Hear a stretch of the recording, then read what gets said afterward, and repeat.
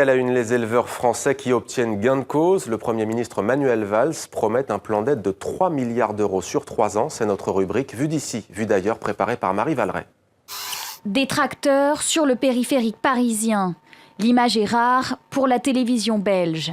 La colère des agriculteurs français s'explique par des prix trop peu élevés qui leur sont imposés. On n'y va pas vraiment pour demander de l'argent, on y va juste pour demander à être à un pied d'égalité avec les Allemands, les Espagnols, les Portugais, etc. Tous réclament plus d'aide du gouvernement et un changement de la politique agricole commune. La crise qui dure depuis des mois affecte toutes les filières, laitières ou encore porcines. François, qui est éleveur de dinde, n'en peut plus. À l'heure actuelle, je n'arrive pas à me retirer beaucoup plus de 600 à 700 euros par mois. Et encore certains mois, je ne peux même pas en retirer. Jean-Yvon, lui, est producteur de lait. Il perd de l'argent chaque jour alors qu'il travaille 70 heures par semaine. C'est une pression constante qui se répercute entre associés et puis aussi au niveau familial. Des éleveurs salués et même applaudis par les Parisiens à leur entrée dans la capitale, qui n'ont pas hésité à témoigner leur soutien. Je trouve ça très bien parce que je suis d'accord avec eux complètement. C'est normal de faire quelque chose. On n'en peut plus, ni eux ni nous. Je trouve ça émouvant, j'ai l'impression qu'il se passe quelque chose. Au centre des préoccupations des agriculteurs français aussi, la concurrence de leurs voisins européens. En Allemagne, les abattoirs cassent les prix grâce à des travailleurs détachés de l'Est.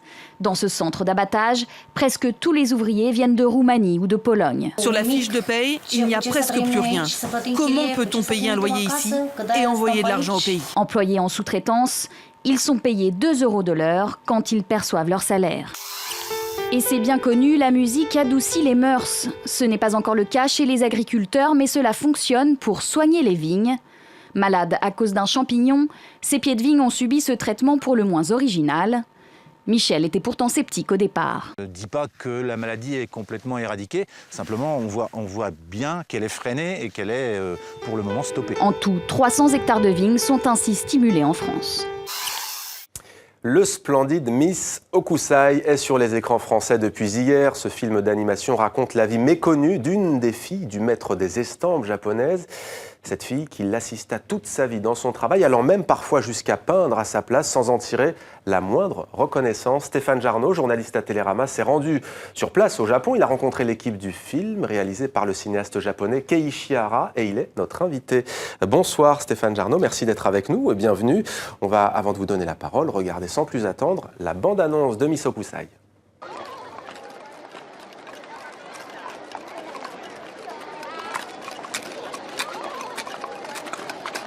Il y a un drôle de vieillard.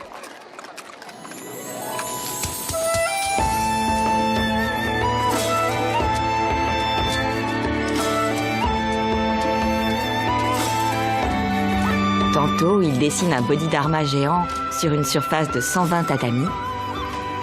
Et tantôt, il dessine 2 moineaux sur un grain de riz.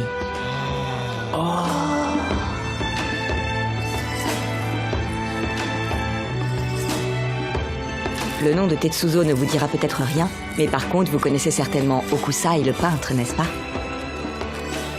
Eh bien, ce drôle de bonhomme est mon père.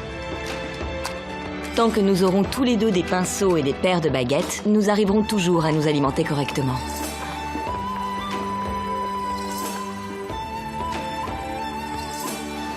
Alors Stéphane Jarno, nous sommes à Edo, qui est aujourd'hui Tokyo, la capitale du Japon.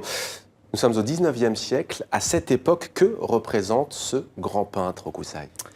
Alors, Hokusai est un artiste connu, reconnu, mais comme tous les artistes de l'époque, il n'a pas un statut, il n'est pas sur un piédestal. C'est-à-dire que les artistes à l'époque, tous ceux qui fabriquent les estampes, sont des artistes. Donc, il a un succès populaire, mais il n'est pas reconnu en cours. En revanche, il a déjà commencé, je crois, à publier ce qu'on appelle la manga d'Hokusai, c'est-à-dire des carnets de croquis où, en fait, il dépeint toute son époque, c'est-à-dire les artisans, l'architecture, les animaux, et c'est une formidable inspiration pour beaucoup de gens à l'époque qui se piquent de faire du dessin. Donc, en fait, il se fait connaître beaucoup à cause de ces carnets qui seront, je crois qu'il doit y en avoir 14 au total, qui seront publiés tout au cours de sa vie.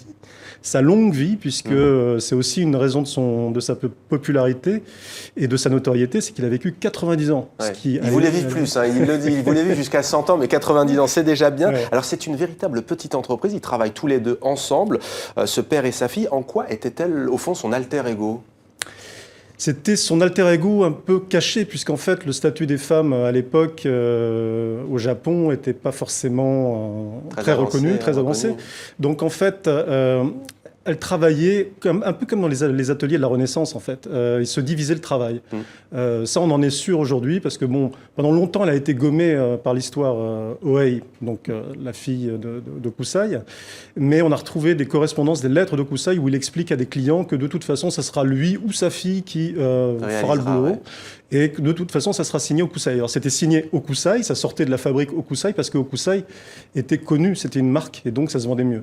Et c'est Miss Okusai qui peint les estampes érotiques. Pourquoi ?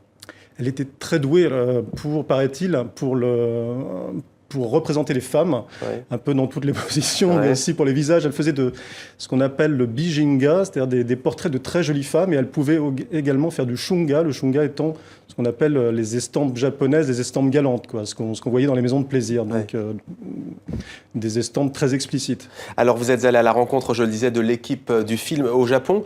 Qu'est-ce qui fait qu'on reconnaît immédiatement cette patte, ce style particulier ? On rappelle que les scènes sont sublimes. Ce film a été réalisé dans les studios à qui l'on doit notamment Ghost in the Shell, si je ne m'abuse, chef-d'œuvre de l'animation japonaise. À quoi est-ce qu'on reconnaît une marque de fabrique ? Vous voulez dire la marque de fabrique du réalisateur ? Aux soins assez furieux portés aux détails. C'est-à-dire c'est pas un homme qui était connu pour avoir fait beaucoup de reconstitutions historiques auparavant, mais là, il s'est donné à fond. Donc, il a été recherché de vraiment des documents d'époque pour reconstituer Edo. Donc, justement, c'est très documenté. C'est très vraiment dans le détail. Et au-delà de ça, Keiichi Hara est quelqu'un qui aime ses personnages. Et donc, qui va vraiment au fond et qui s'attache aux personnages et qui les montre dans toute leur psychologie, leurs paradoxes, leurs contradictions, puisque le personnage d'Ohei est quelqu'un d'assez exceptionnel et de pas très simple à vivre. Il y a notamment là sa petite sœur qui est aveugle et qui va décéder, donc une famille qui a eu aussi une vie difficile, documentée mais aussi très fantasmagorique, on peut dire onirique même parfois avec du rêve. Tous ces dragons, toutes ces mains qui s'envolent, c'est un film sublime. Merci à vous Stéphane Jarnaud d'être venu sur le plateau de TV5 Monde. Je rappelle que vous êtes journaliste chez nos confrères de Télérama. Merci Maël.